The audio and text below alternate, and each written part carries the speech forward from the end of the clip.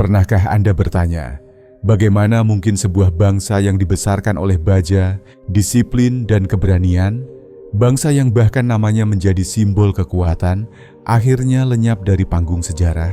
Sparta. Sebuah nama yang menggema seperti dentang pedang di medan perang, namun hari ini hanya tersisa bayangan, reruntuhan, dan pertanyaan yang belum sepenuhnya terjawab.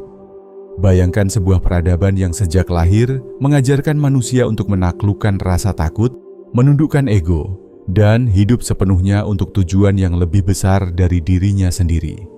Anak-anak dipisahkan dari ibunya, ditempa oleh dingin, lapar, dan rasa sakit, bukan karena kebencian, tetapi karena keyakinan bahwa manusia hanya akan menemukan kekuatan sejatinya ketika ia diuji hingga batas terdalam. Namun justru dari sistem yang tampak sempurna inilah, benih kepunahan itu tumbuh secara perlahan. Video ini bukan sekadar membahas sejarah jatuhnya bangsa Spartan. Kita akan menyelami lapisan-lapisan tersembunyi di balik kehancuran mereka. Lapisan yang jarang dibicarakan oleh buku pelajaran. Kita akan berbicara tentang hukum alam yang tak tertulis, tentang keseimbangan antara kekuatan dan kebijaksanaan, tentang bagaimana sebuah peradaban bisa runtuh bukan karena musuh di luar, melainkan karena retakan di dalam jiwa kolektifnya sendiri. Ada pengetahuan kuno yang mengatakan, ketika manusia terlalu mengagungkan kekuatan fisik dan melupakan penyucian batin, maka kehancuran hanyalah soal waktu. Apakah ini yang terjadi pada Sparta? Atau adakah rahasia lain yang sengaja dikaburkan oleh sejarah?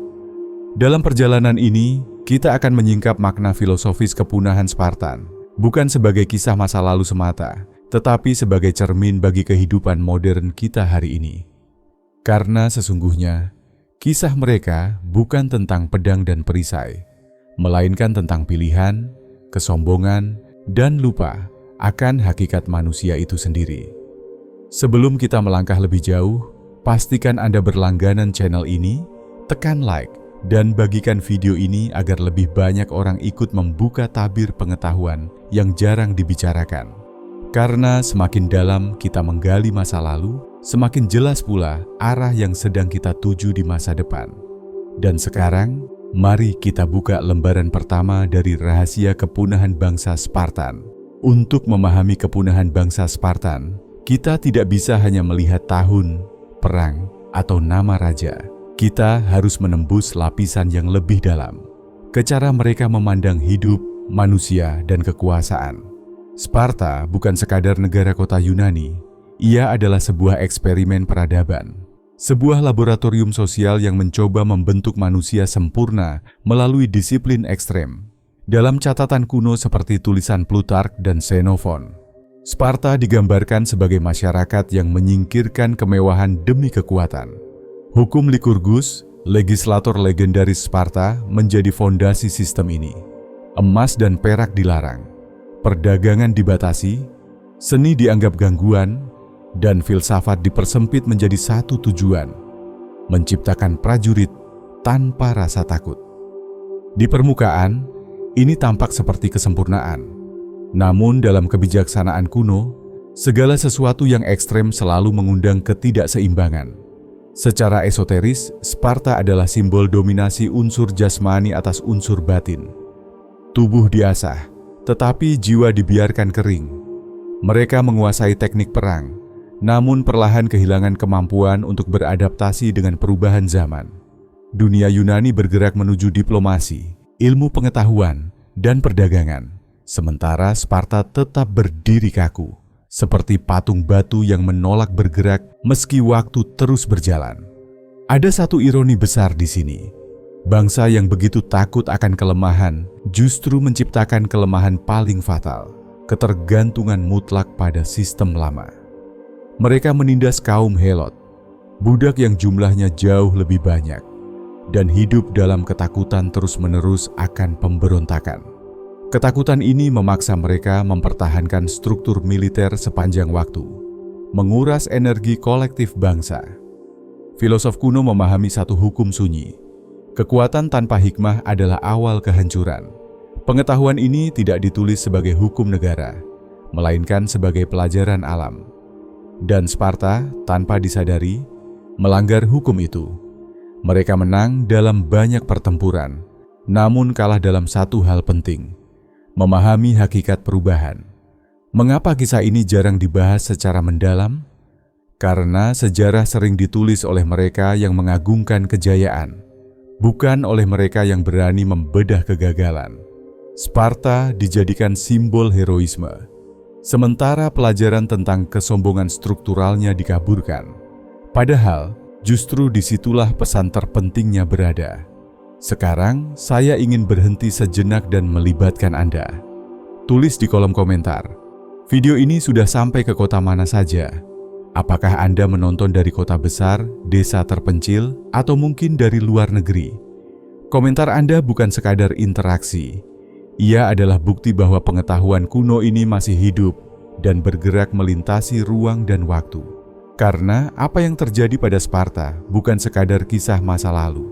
Ia adalah peringatan sunyi bagi setiap peradaban yang merasa dirinya terlalu kuat untuk runtuh. Dan setelah ini, kita akan mulai membedah lapisan demi lapisan. Bagaimana sistem yang tampak sempurna justru menyiapkan jalan menuju kepunahan. Bayangkan sebuah pohon yang tumbuh tinggi dan kokoh, namun akarnya hanya menjalar ke satu arah. Dari kejauhan, pohon itu tampak tak tergoyahkan. Tetapi para bijak tahu, ketika badai datang dari arah yang tak terduga, pohon seperti itu akan tumbang lebih cepat daripada yang tampak rapuh. Demikianlah Sparta. Inti dari kepunahan bangsa Spartan bukanlah kekalahan dalam satu perang besar, melainkan akumulasi dari pilihan-pilihan yang tampak benar pada masanya. Sistem agoge, pendidikan keras yang memisahkan anak laki-laki dari keluarganya sejak dini, dibangun untuk mematikan rasa takut dan menumbuhkan kepatuhan mutlak. Dalam jangka pendek, ini melahirkan prajurit-prajurit legendaris. Namun dalam jangka panjang, ia menggerogoti satu unsur penting dalam diri manusia: keluesan jiwa. Spartan diajarkan untuk taat, bukan untuk bertanya. Mereka dilatih untuk patuh, bukan untuk merenung. Dalam bahasa kebijaksanaan kuno, ini adalah pemutusan hubungan antara akal, hati, dan ruh. Tubuh bergerak sempurna, tetapi kesadaran tidak berkembang. Ketika dunia Yunani mulai berubah, Athena dengan filsafatnya, perdagangan lintas laut, dan seni berpikir, Sparta tetap memeluk masa lalu seperti kitab yang tak boleh disentuh ulang. Secara perlahan, populasi warga Spartan menurun drastis. Hanya mereka yang lolos standar ekstrem yang diakui sebagai warga penuh. Yang lain disingkirkan, dianggap tak layak. Ini menciptakan paradoks. Bangsa yang mengagungkan kekuatan justru menyusut dari dalam. Jumlah prajurit berkurang, sementara musuh dan budak semakin banyak. Namun alih-alih berbenah, Sparta memilih memperketat sistemnya. Sebuah reaksi klasik dari struktur yang takut berubah. Ada kisah sunyi yang jarang disorot. Banyak pria Spartan gugur bukan hanya di medan perang, tetapi juga dalam ujian hidup yang terlalu keras. Mereka tidak mati oleh pedang musuh, melainkan oleh sistem yang mereka puja sendiri. Dalam kebijaksanaan metaforis, ini disebut api yang memakan sumbernya sendiri. Sparta juga menutup pintu bagi pendatang dan ide baru. Xenofobia menjadi benteng imajiner. Mereka percaya kemurnian tradisi adalah segalanya. Namun sejarah menunjukkan, peradaban yang menolak pembaruan ibarat air yang berhenti mengalir, cepat atau lambat, ia akan keruh dan membusuk. Menariknya, banyak sejarawan modern melihat kekalahan Sparta di Leuctra sebagai titik balik. Tetapi sesungguhnya, Leuctra hanyalah bunyi retakan terakhir. Bangunan itu sudah lama rapuh dari dalam. Yang runtuh bukan sekadar pasukan, melainkan keyakinan lama yang tak lagi relevan dengan realitas baru. Dan disinilah misterinya. Apakah Sparta sebenarnya sudah punah jauh sebelum namanya menghilang dari peta kekuasaan? Apakah kepunahan sejati bukan tentang hilangnya wilayah, tetapi tentang matinya kesadaran untuk berubah? Pertanyaan ini sengaja saya biarkan menggantung, karena pada bagian berikutnya, kita akan masuk lebih dalam, ke wilayah yang jarang disentuh, mitos, kesalahpahaman, dan rahasia kecil yang membuat kisah kepunahan bangsa Spartan jauh lebih kompleks daripada yang selama ini diajarkan. Jika pada bagian sebelumnya kita melihat Sparta sebagai pohon yang rapuh akarnya, maka sekarang kita akan menelusuri tanah tempat akar itu tumbuh. Disinilah mitos, kesalahpahaman, dan kebenaran yang jarang diungkap saling bertabrakan. Salah satu mitos terbesar tentang Sparta adalah anggapan bahwa mereka adalah bangsa terkuat dan paling unggul di segala bidang. Kenyataannya, keunggulan Sparta sangat spesifik. Perang darat dalam formasi tertentu. Ketika bentuk peperangan berubah, strategi, teknologi, dan diplomasi, Sparta tertinggal. Bangsa yang terlalu percaya pada satu bentuk kekuatan seringkali buta terhadap kekuatan lain yang lebih halus namun menentukan. Ada paradoks besar dalam kehidupan Spartan. Mereka hidup sederhana, namun bergantung pada sistem penindasan yang kompleks.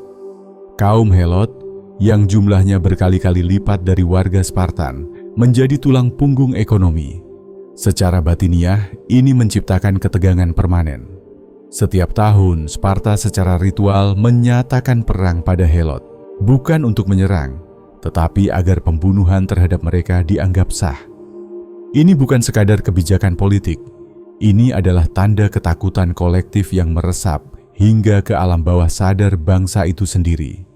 Dalam perspektif kebijaksanaan batin, ketakutan yang ditekan tidak pernah benar-benar hilang.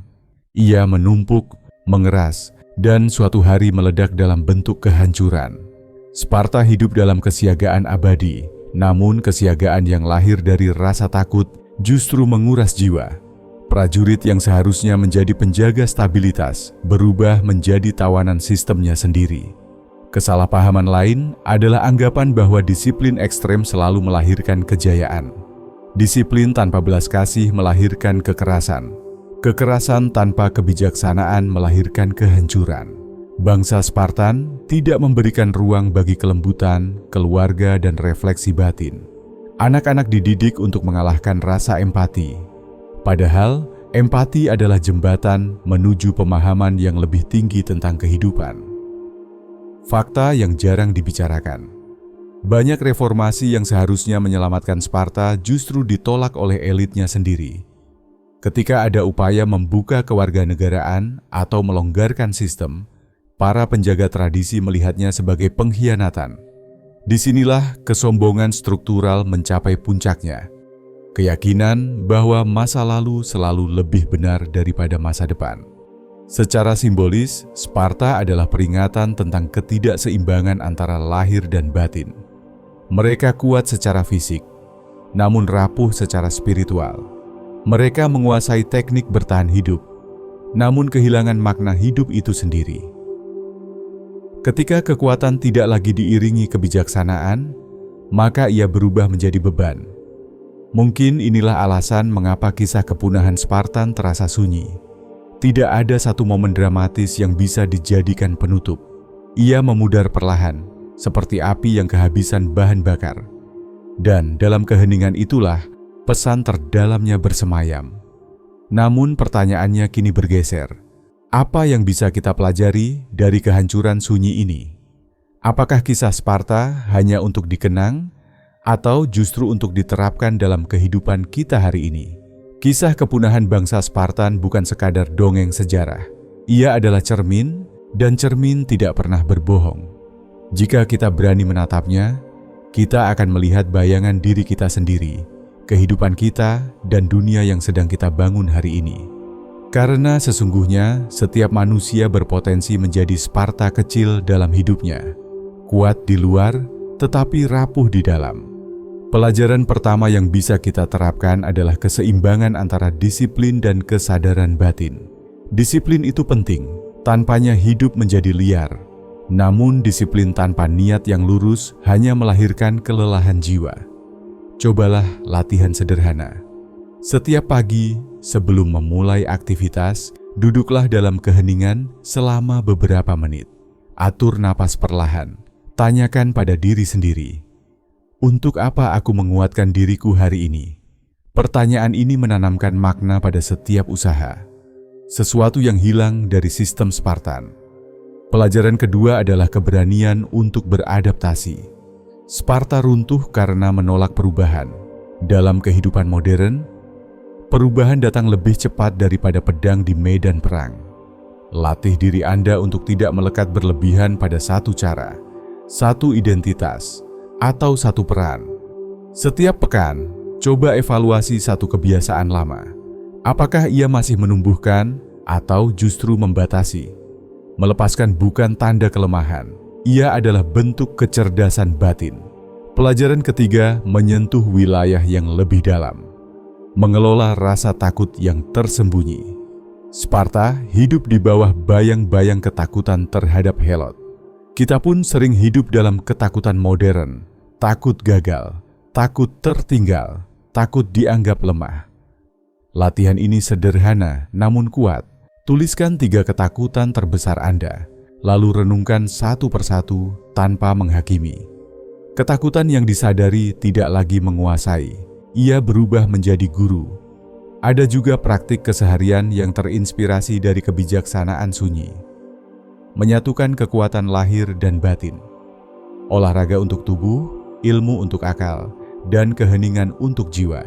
Jangan hanya melatih satu sisi. Bahkan prajurit paling tangguh pun akan tumbang jika jiwanya kosong. Luangkan waktu untuk membaca, merenung dan mendengarkan, bukan hanya berbicara dan bergerak. Hambatan terbesar dalam menerapkan pelajaran ini adalah ego. Ego ingin merasa selalu benar, seperti elit Sparta yang menolak reformasi. Ketika Anda merasa enggan berubah, berhentilah sejenak. Tarik napas. Ingat bahwa kebijaksanaan sejati tidak lahir dari keras kepala, tetapi dari kerendahan hati. Dengan menerapkan pelajaran ini, kita tidak sedang meniru Sparta. Justru sebaliknya, kita sedang menghindari nasib mereka.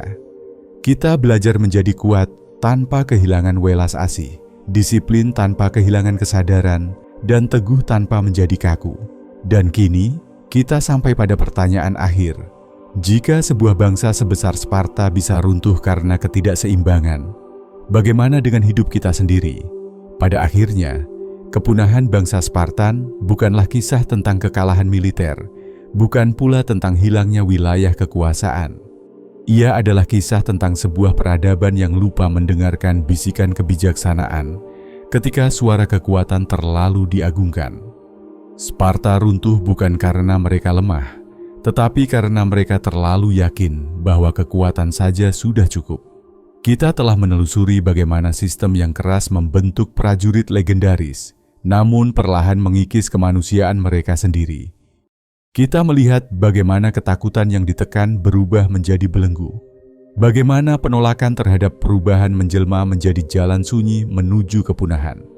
Dan yang paling penting, kita menyadari satu kebenaran mendasar. Setiap bentuk kekuatan yang tidak diimbangi dengan kesadaran batin, pada akhirnya akan memakan dirinya sendiri. Kisah ini bukan untuk menghakimi masa lalu. Ia hadir sebagai peringatan yang lembut namun tegas.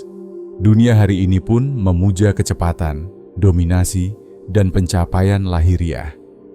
Kita diajarkan untuk menjadi kuat, tetapi jarang diajarkan untuk menjadi bijak. Kita dilatih untuk menang, tetapi lupa bertanya, menang atas apa dan untuk apa? Sparta mengajarkan bahwa kejayaan tanpa refleksi hanyalah penundaan kehancuran. Dan mungkin inilah rahasia mengapa kisah mereka terus diingat, bukan sebagai pemenang abadi, melainkan sebagai cermin peradaban. Cermin itu kini berada di hadapan kita. Pertanyaannya sederhana, namun jawabannya menentukan arah hidup. Apakah kita sedang membangun kekuatan yang menumbuhkan atau kekuatan yang perlahan menggerogoti jiwa kita sendiri? Jika Anda merasakan getaran dari kisah ini, jangan biarkan ia berhenti di sini. Renungkan, terapkan, dan bagikan. Like video ini, bagikan kepada mereka yang perlu mendengarnya. Dan berlangganan channel ini, agar kita bisa terus menyingkap kebijaksanaan tersembunyi dari masa lalu untuk menata masa depan yang lebih sadar. Tuliskan di kolom komentar, pelajaran apa yang paling Anda rasakan dari kisah kepunahan bangsa Spartan. Karena mungkin dari refleksi sederhana itulah sebuah kebangkitan batin bisa dimulai. Dan ingatlah, sejarah tidak pernah benar-benar berlalu. Ia hanya menunggu untuk dipahami.